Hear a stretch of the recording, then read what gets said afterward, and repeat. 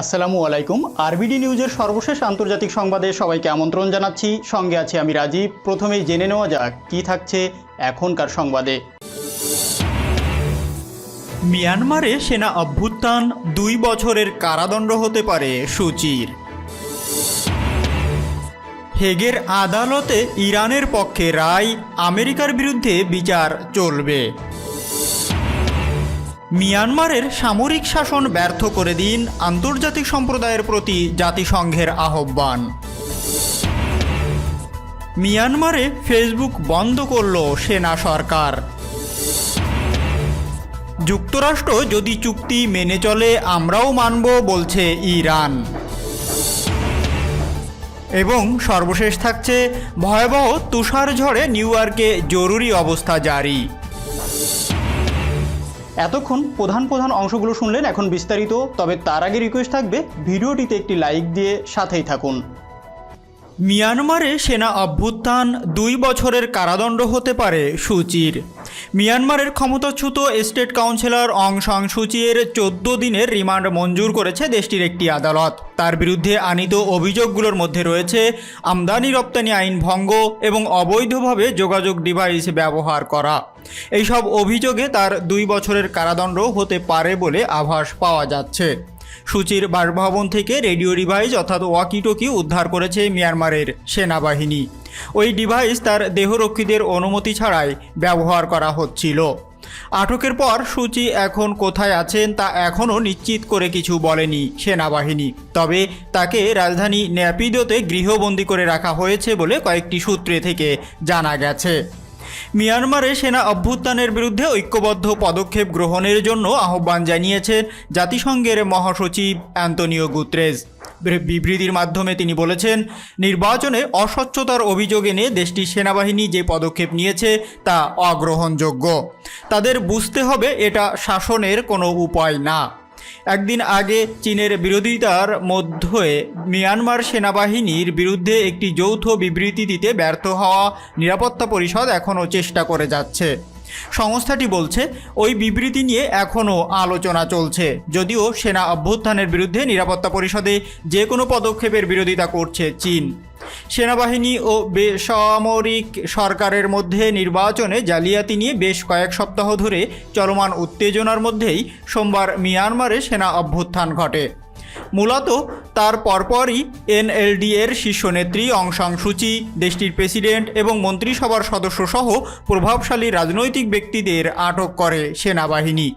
পরে সেনাবাহিনী এক ঘোষণায় জানায়, আগামী 1 বছরের জন্য মিয়ানমারের ক্ষমতায় থাকবে তারা। যদিও সেনাবাহিনীর এই সিদ্ধান্তের বিরুদ্ধে এরই মধ্যে প্রতিবাদ শুরু করেছে মিয়ানমারের বিভিন্ন পেশাজীবী এবং নাগরিকদের বড় একটি অংশ। হেগের আদালতে ইরানের পক্ষে রায়, আমেরিকার বিরুদ্ধে বিচার চলবে।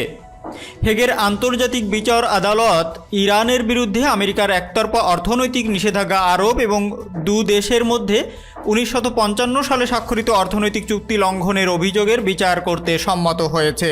আমেরিকার পক্ষ থেকে এই আদালতে ইরানের এই সংক্রান্ত অভিযোগের বিচার না করার আবেদন জানানো হয়েছিল, কিন্তু আদালত তা প্রত্যাখ্যান করে ইরানের পক্ষে রায় দিল। ইরানের উপর সাবেক মার্কিন প্রেসিডেন্ট ডোনাল্ড ট্রাম্প নিষেধাজ্ঞা পুনর্বহাল করার পর 2018 সালে ইরান আন্তর্জাতিক বিচার আদালতে মার্কিন সরকারের বিরুদ্ধে এই অভিযোগ দায়ের করেছিল।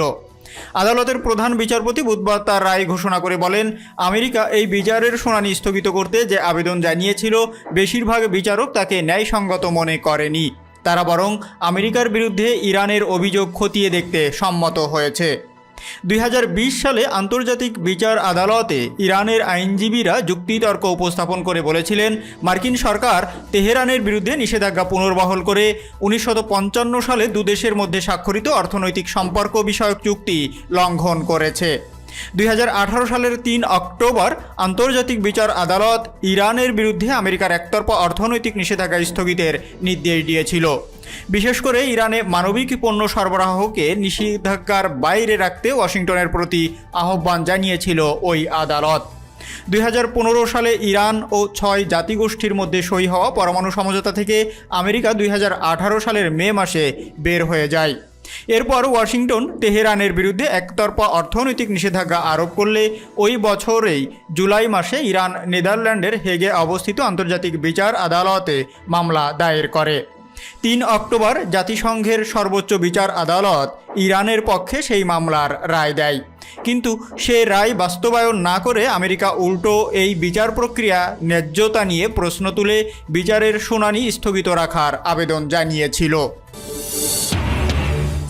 মিয়ানমারের সামরিক শাসন ব্যর্থ করে দিন, আন্তর্জাতিক সম্প্রদায়ের প্রতি জাতিসংঘের আহ্বান।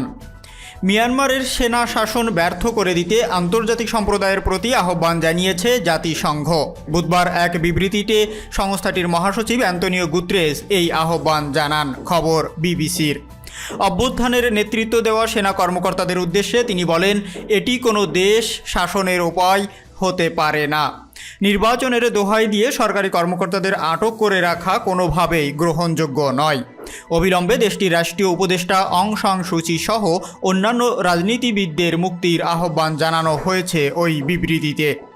এছাড়া দেশে শাসনের নামে ধরপাকড় ও গণতন্ত্র চর্চায় বাধা দেওয়ার আইনের অবক্ষয় বলেও মন্তব্য করেছে জাতিসংঘের মুখপাত্র স্টিফেন দুজারিস। মঙ্গলবার চীনের ভেটোর কারণে সেনা অভ্যুত্থানের বিরুদ্ধে নিন্দা প্রস্তাব পাশ করতে ব্যর্থ হয় জাতিসংঘের নিরাপত্তা পরিষদ। এদিকে সু চির মুক্তির দাবিতে দেশটিতে অব্যাহত আছে বিক্ষোভ প্রতিবাদ। সামাজিক যোগাযোগ মাধ্যমে জানানো হচ্ছে প্রতিবাদ। জাতিসংঘের মুখপাত্র স্টিফেন দুজারিচ জানান, গত কয়েকদিন যত মানুষকে আটক করেছে মিয়ানমারের সেনাবাহিনী, সবাইকে দ্রুত মুক্তির আহ্বান জানিয়েছি আমরা।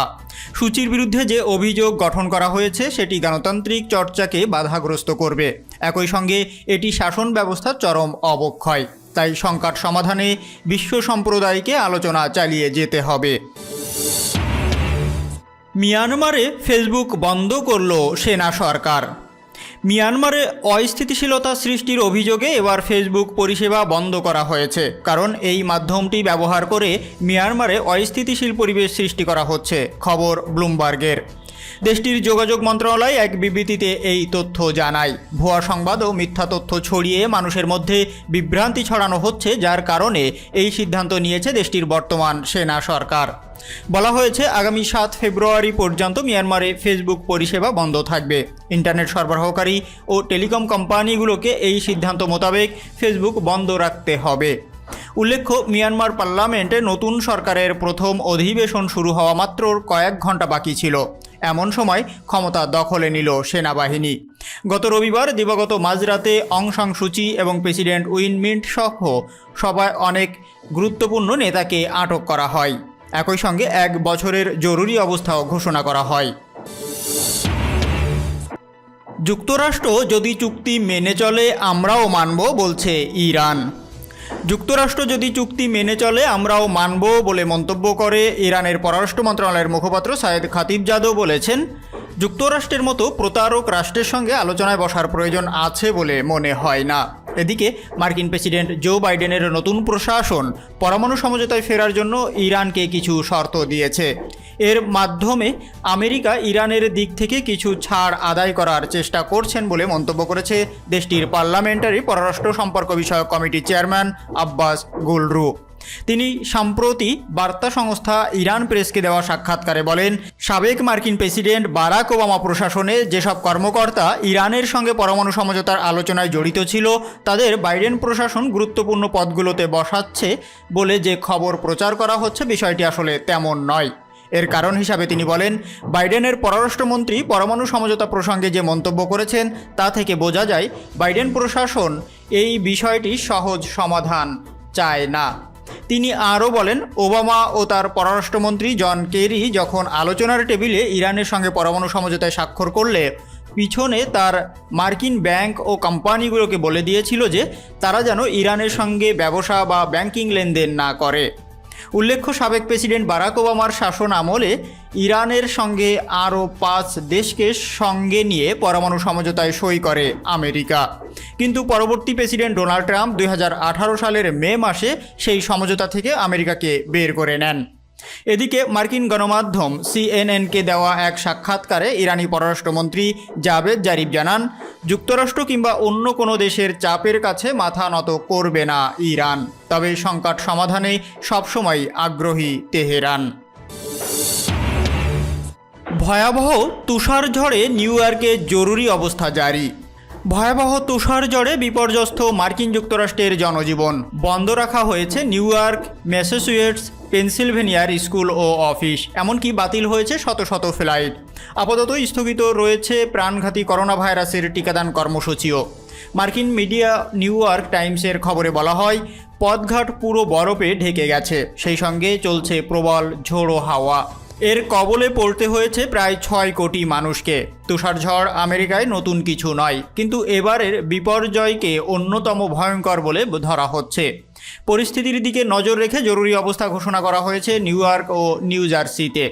বিভিন্ন স্থানে প্রায় 2 থেকে 3 ফুট করে পুরো বরফের স্তর জমে গিয়েছে। ঝড় হচ্ছে সর্বোচ্চ 80 কিলোমিটার প্রতি ঘন্টায়।